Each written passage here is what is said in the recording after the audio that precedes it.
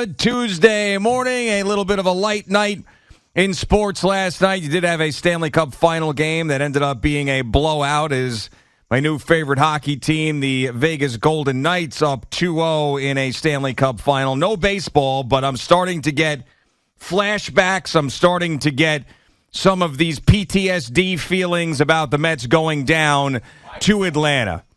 And I woke up last night in the middle of the night, and I was in a sweat. I was sweating. It was a cold sweat.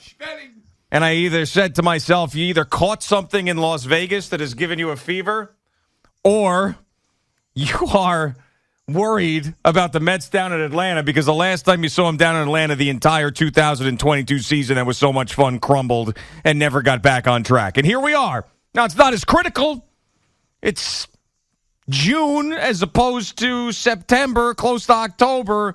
But you're 5.5 games out. You're 500 at 30-30. You got two of your big money guys on the mound in this series. Things lined up just like they did last September. You cannot poop the bed here. You can't do it. Show us something, for God's sakes. Good morning, Boomer. How are you? Yeah, good morning, G. Sorry I was a little bit late. It's Spike's fault. It's his error. What was he doing? I don't know. We were in there yakking at each other, and I'm just about talking what? about What was he talking? Sports. We talk about sports. What type of sports now? It was all kinds of sports. We're all over the place. The fact that Vegas won 7-2 over Florida last night, and guys are throwing their bodies all over the place, ripping into each other. Yeah. And Davante Adams was interviewed during the game. Jackie Redmond did the interview with him. You could barely hear him. I felt like I was back at halftime in Kansas City with that song behind me. Oh God! But anyway, Walker Hayes. Yeah, he loved Davante Adams. Loved the game and said all the things that I've been saying for years about the game of hockey. Nobody cares about hockey, Boomer. Shut up! And how it's played, and especially when it's played in the playoffs, even though a team loses 7-2 last night. And he was like, man, these guys go at it, they hit, they forget about it, they go hit again, and it's 100 miles an hour. And it is something to watch another athlete appreciate what he's seeing. I don't know how many games he goes to, but it seems like he's a real fan. So good for hockey and good for Davante Adams. Now, football starts very shortly. Yes. And I know you're excited about it. Yeah. Did you hear anything I said? I did. Okay. And you have no reaction to that? Yeah. Listen, I'm not sweating about the Mets. We're in June. So and you want to talk about the Golden Knights and the Panthers and how football season starts in 3 months. I want to see 2 out of 3 Yeah. by the Mets. I'm not, panicking. We told you yesterday that they were going to DFA Nito. They did that. They have made a decision to keep Vogel back. If he goes through another week of horrendous DHing, they're going to have to make a decision. They're going to have to do something. They have to be scouring every single freaking team out there that, that sucks, like Kansas City, like Oakland. Well, to see, I don't even know who Oakland has on their team. Yeah. Any team that sucks, that they can see if they can extract some sort of left-hand hitting power guy, because we don't have one. No, not at all. And Billy Epler failed in a big way at the trade deadline last year. He cannot do that again this year. He's going to have to upgrade in multiple places. But let's just hope that they are in a great position at the trade deadline like they were last year. And I almost think that the complacency of how good the team was at the trade deadline last year made them just make some minor tweaks as opposed to really going all in. Look how good we are. And I remember at the time talking about how the Mets were, Billy Epler and Steve Cohen really didn't go out there and get big names at the trade deadline, really showing how they believed in this team. Well, you saw how that worked out with them in the offensively in the playoffs and in these key moments down the stretch where guys like Darren Ruff and Daniel Vogelback in the first year you got a full-time DH in the National League are just failing in every single at-bat. So, yeah, but in the moment here, forget about the trade deadline for a second. In the moment here, I mean, we talked about the jumping off point, the catalyst spot, all of those things, and there's going to be a couple of those throughout the season, but no more so than right now in this moment against the Atlanta Braves, because you could come out of this series feeling like you've got no shot in winning the division. Well, you got three your top end pitchers pitching. Right, exactly. But this is what we said last year when everything lined up. And it was Degrom and it was Scherzer and it was Bassett who was pitching well at that point. And you couldn't have lined up any better. And Buck Showalter lined it up perfectly for that series. And they ended up getting swept. And, oh, by the way, there's a lot of criticism with the Mets and what they've done in spending money. We're talking about Lindor and other things. Jacob Degrom goes on the 60-day IL yesterday. They got that one right. They did. So far. At least in the short term, they did. I mean, so far, we all know that. I mean, you look at this time last year with Jared Kelenic and Edwin Diaz, and Jared Kelenick's playing well this year, and Edwin Diaz is on the IL, and we might not see him for the entire season. So things do change from year to year. But the fact that Jacob Degrom signed that massive deal, the Mets ended up passing on him. He goes to the Rangers, and he's on the 60-day IL, and it's June.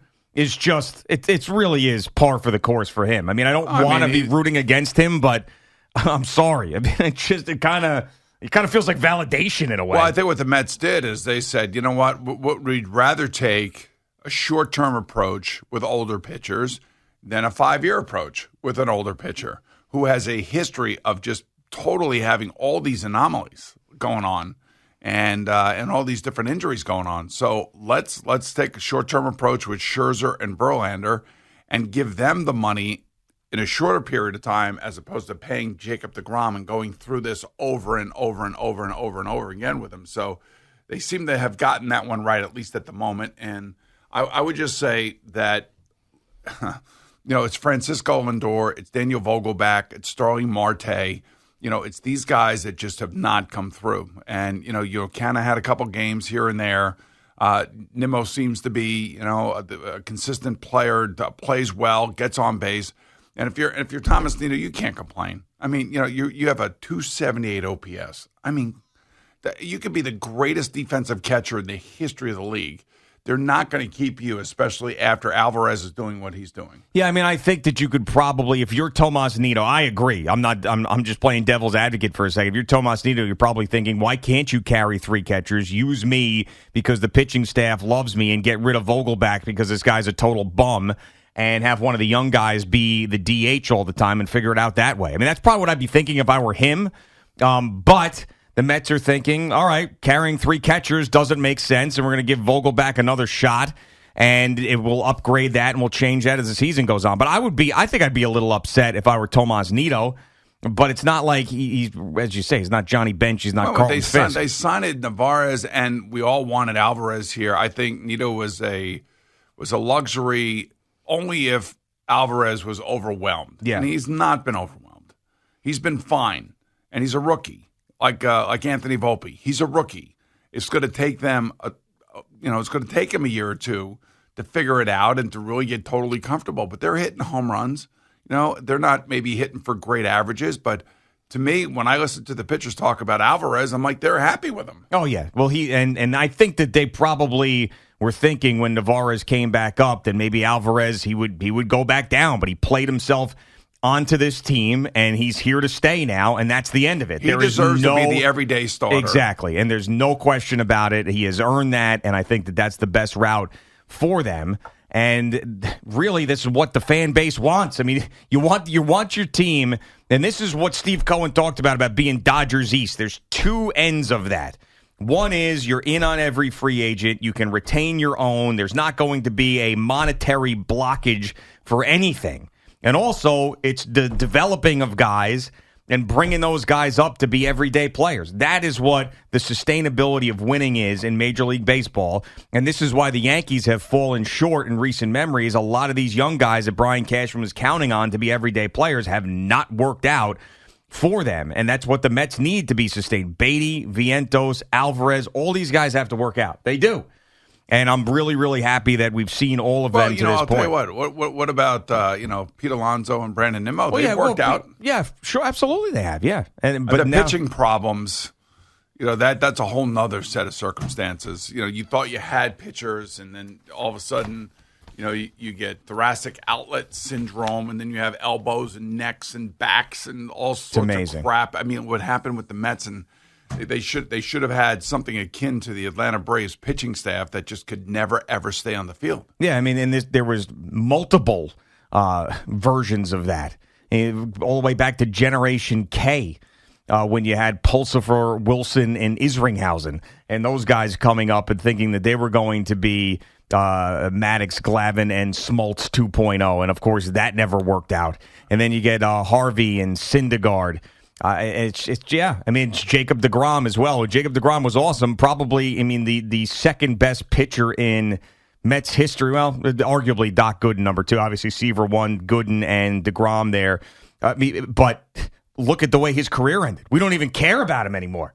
And now we're just sitting there, at least I am, looking at him getting hurt in Texas and going, all right, good. Get out of here. Glad you're not here. Glad you didn't spend the money on him. I mean, it just shows you the history of bringing up pitchers with the Mets and them not panning out.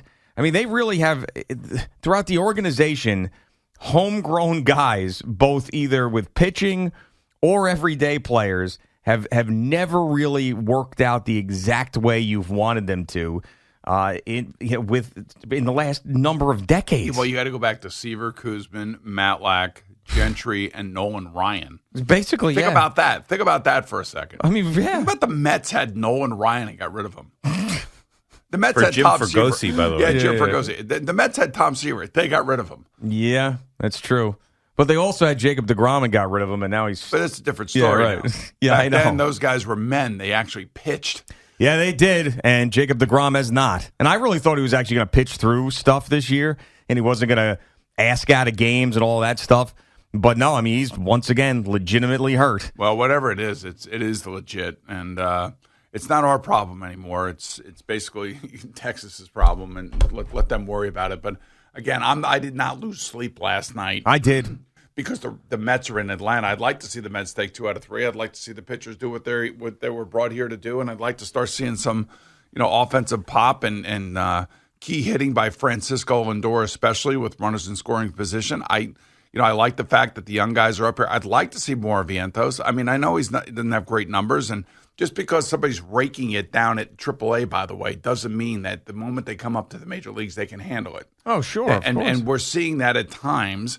Sometimes, Beatty, for instance, sometimes he'll work out a walk after getting down, say 1 and 2, and then next thing you know, he's, they're trying to pitch him out of the zone and they're trying to get him to fish. And sometimes he will not do that. And you could see that he gets what they're trying to do to him.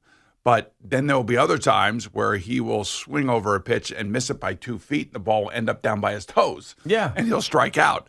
But that's part of being a rookie, part of learning Major League Baseball, part of learning the pitchers and learning what they're doing to you. And you figuring out, along with your hitting coach, the analytics geeks and everything else, what you're swinging at, what you're not hitting, what you should be looking for, and understanding that, Major League Baseball is a completely different set of circumstances, than AAA ball. I'm just sorry. And I don't care what somebody's doing in AAA.